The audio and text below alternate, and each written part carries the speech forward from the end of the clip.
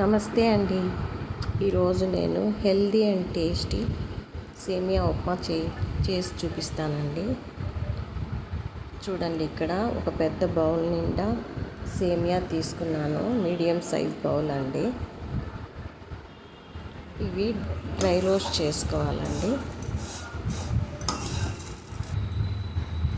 నేను పక్కన వాటర్ పెట్టుకున్నానండి. మసిలే నీళ్ళల్లో సేమియా వేసి ఉడికించుకున్నాను. సేమియా పూర్తిగా ఉడకకూడదండి. అందులో ఆయిల్ కూడా వేసాను వాటర్లో. ఇప్పుడు తీసి స్ట్రైనర్లో వేసేసుకొని 2 గ్లాసులు చల్లనీళ్ళు వేసుకున్నానండి.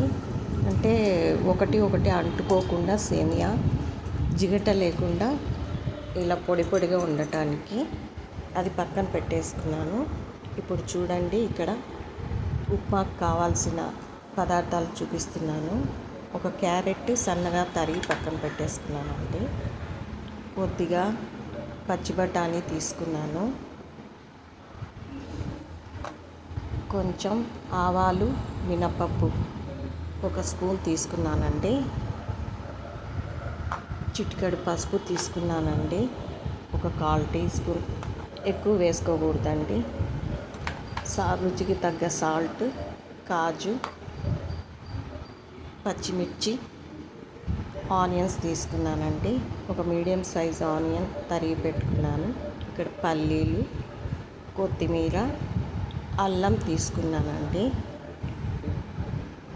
ఇప్పుడు కడాయి పెట్టుకొని అందులో 1 టేబుల్ స్పూన్ ఆయిల్ వేసుకొని ముందుగా ఆవాలు వేసేసుకున్నానండి. ఆవాలు, మినపప్పు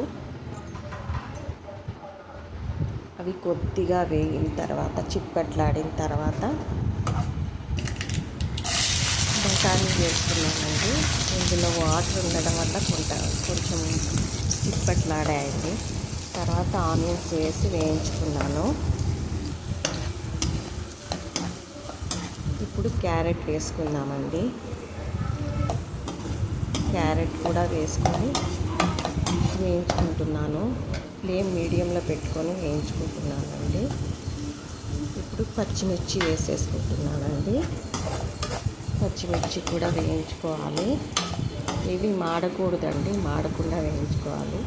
ఇప్పుడు తరిగి పెట్టుకున్న అల్లం, కరివేపాకు కూడా వేసుకొని వేయించుకుంటున్నానండి.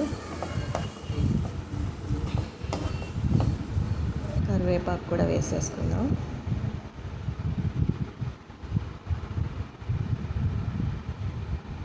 చూడండి, ఇప్పుడు ఇది పచ్చిమిర్చి, కొత్తిమీర పేస్ట్ అండి.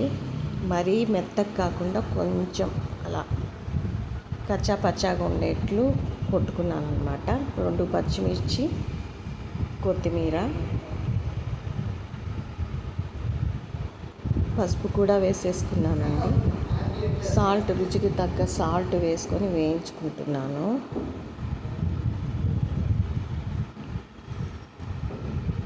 ఇప్పుడు పక్కన పెట్టుకున్న సేమియా వేసుకొని కాజు, పల్లీలు కూడా వేసేసుకొని మొత్తం కలిపేసుకుంటున్నానండి. కాజు, పల్లీలు నేను ముందే పక్కన వేయించి పెట్టుకున్నానండి. కొద్దిసేపు అలా మూత పెట్టేసి సిమ్లో పెట్టి కొద్దిసేపు మగ్గనిచ్చేద్దామండి. ఇప్పుడు చూడండి, ఉప్మా అయిపోయిందండి. ఇక్కడ కలర్ సరిగా తెలియలేదు. ఇక్కడ చూడండి కలర్ ఎంత బాగుందో. అక్కడ ఎండగా ఉండడం వల్ల సరిగా కనిపించలేదు.